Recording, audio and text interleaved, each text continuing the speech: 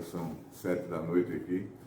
A gente, na conversa de hoje, nesses 4 minutos de prosa, a gente queria chamar a atenção para duas questões. No sábado passado, nós vivenciamos uma experiência muito legal com a assembleia, né, uma reunião com a participação de 200 pessoas, uma reunião virtual, mais 200 pessoas falando sobre política, se interessando pela vida comum. Eu me senti muito honrado pelo convite de participar dessa reunião.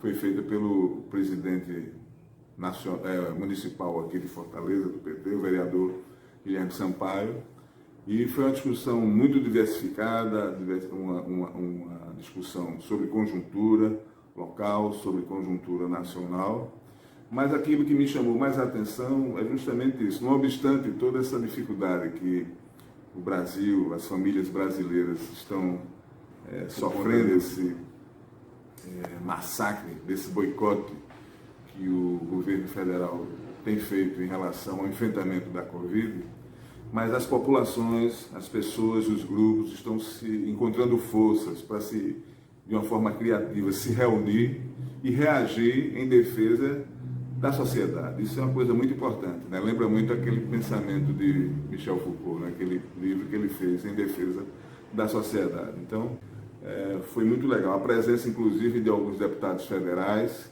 que trouxeram alguns elementos do que está ocorrendo na CPMI do Congresso sobre fake news, né? A deputada federal Luziane Lins trouxe um dado que me parece também importante para a gente pensar. Ela colocou que a partir das investigações da CPMI, da fake news, já ficou detectado que esse grupo começou a agir em 2012. Né?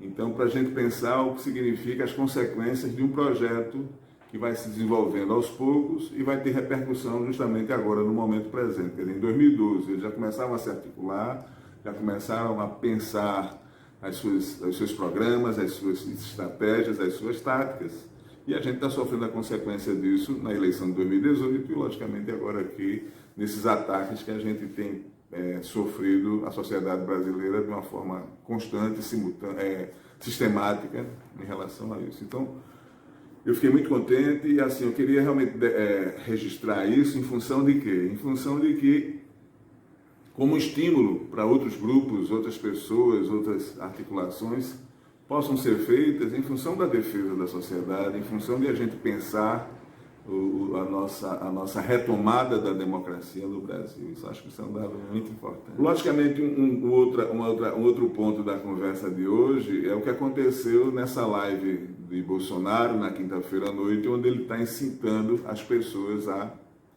invadir hospitais. Isso é um crime, né? Gilmar Mendes já falou que isso é um crime.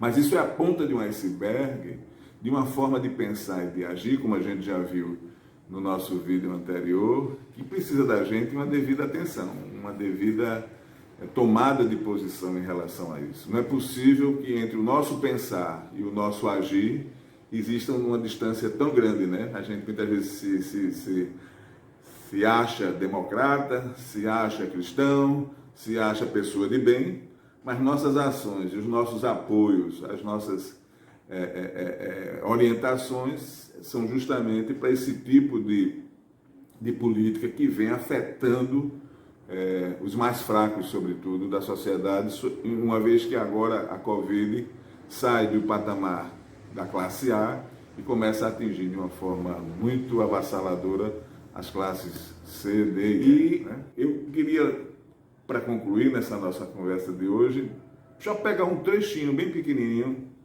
de um documento da CNBB, da Conferência Nacional dos Bispos do Brasil, que ela lançou no início da década do século XXI, antes ainda da eleição de Lula, e ela apontava para uma questão fundamental que, na minha forma de perceber, tem a ver com toda a simbologia que a gente está sofrendo hoje, né? O que a CNBB alertava no início da década, a gente está sofrendo hoje com toda essa entrada do neoliberalismo, né? Destroçando o estado de bem-estar social que a gente começou a construir, aumentando o desemprego, aumentando o subemprego, precarizando o trabalho, porque é pelo trabalho que a gente consegue conquistar as riquezas necessárias para a nossa subsistência. Ela diz assim, é um documento 96 de 2002, exigências evangélicas e éticas de superação da miséria e da fome. Diz assim, olha que legal. A dignidade eminente do ser humano implica a exigência da preservação de cada pessoa. Né? Então, todas as atitudes que a gente tem percebido, visto, documentado, presenciado, de Bolsonaro enquanto político e militar e enquanto presidente, vai justamente contrário dessa afirmação. Né? Por isso, o alimento não é direito apenas de quem tem poder de compra, nem só de quem produz, mas o alimento é um direito de todos. A consciência moral reconhece o dever de garantir esse direito para todas as pessoas, crianças, idosos, portadores de deficiência, né? Porque isso tem a ver com o direito à vida e, consequentemente, com a justiça distributiva. Ele diz aí uma coisa muito legal. Ninguém deveria sentir-se ameaçado de cair na miséria nem de passar fome. O alimento não pode ser tratado como uma mercadoria, entre outras, que já são produzidas e acumuladas segundo o interesse do possuidor. Enquanto o ser humano estiver passando fome, é imoral estocar alimentos para garantir lucros especulativos. Cabe a justa intervenção e regulação do Estado para que o desenvolvimento não venha a produzir novas formas de miséria e de fome. Então, o alimento aqui, logicamente, é o alimento material e o alimento imaterial. O alimento também simbólico. E que está sendo cesseado desde o golpe de 2016 até os dias de hoje, por toda essa nova forma de ver, de pensar o Estado, a política e a distribuição. Eu queria concluir a conversa de hoje nesse sentido, que a gente se pudesse sentir um pouco mais instigado, provocado, a confrontar o nosso pensar com o nosso agir. Né? Paulo Freire diz o seguinte, que somente através do encontro dessas duas dimensões humanas, do pensar e do agir, colocadas em confronto, é que vem o processo de conscientização. A conscientização, ela vem justamente em perceber quais são as contradições que existem na nossa forma de pensar, que a gente acha que é alguma coisa,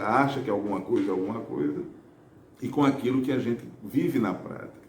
Nesse confronto, a gente pode ver as incongruências, as contradições, e em cima disso produzir um pensamento que possa nos levar a dar um passo numa mudança, numa conversão, numa transformação.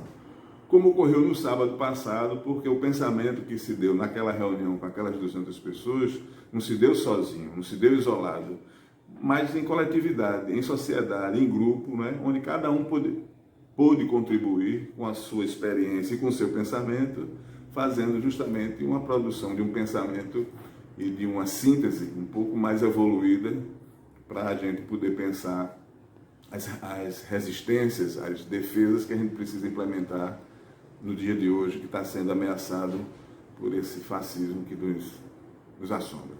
Valeu, até a próxima.